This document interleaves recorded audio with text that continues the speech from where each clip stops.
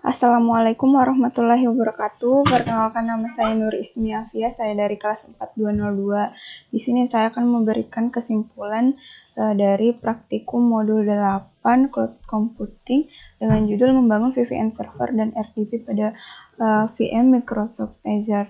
Nah, output dari praktikum kali ini, praktikan dapat membuat suatu server atau OS, bisa kita contohkan seperti VM Ubuntu dengan menggunakan layanan pada Azure.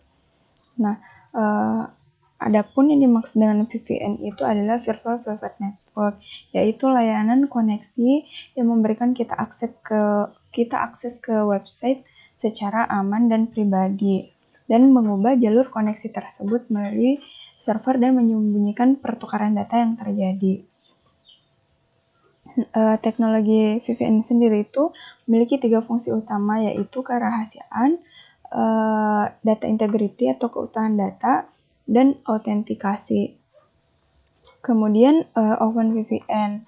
OpenVPN di sini adalah suatu sistem jaringan virtual atau VPN yang menerapkan suatu teknik untuk dapat membuat koneksi point to point atau site to site yang aman dalam konfigurasi.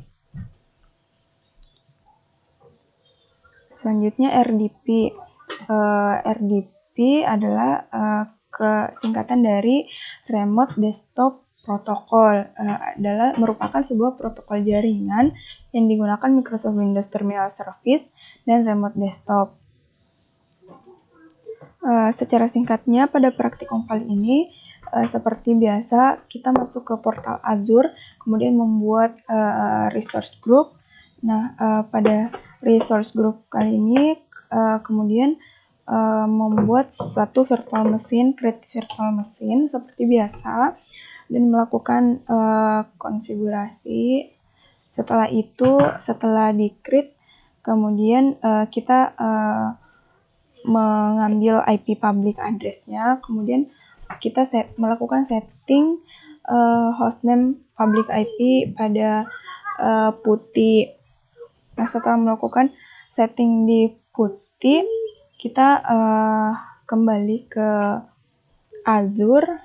Nah, di Azure kita masuk ke networking. Kemudian di networking kita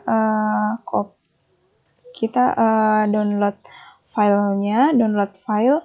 Kemudian selanjutnya kita buka OpenVPN dan browse untuk mengimport file yang telah di-download pada Azure tadi.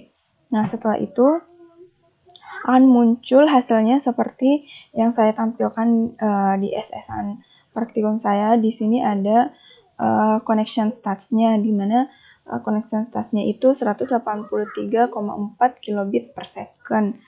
Di sini ada grafiknya. Nah, bytes in-nya 591 bit per second, dan ada juga bytes out-nya 1,12 kilobit per second. Nah, di sini juga ada duration dan paket receive-nya. Selanjutnya di sini kita juga dapat melakukan speed test dengan membuka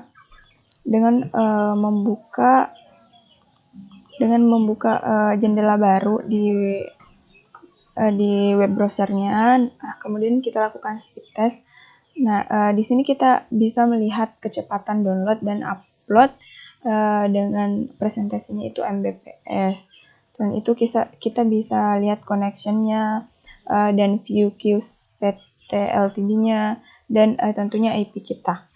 Mungkin sekian yang dapat saya sampaikan. Lebih dan kurangnya mohon dimaafkan. Wassalamualaikum warahmatullahi wabarakatuh.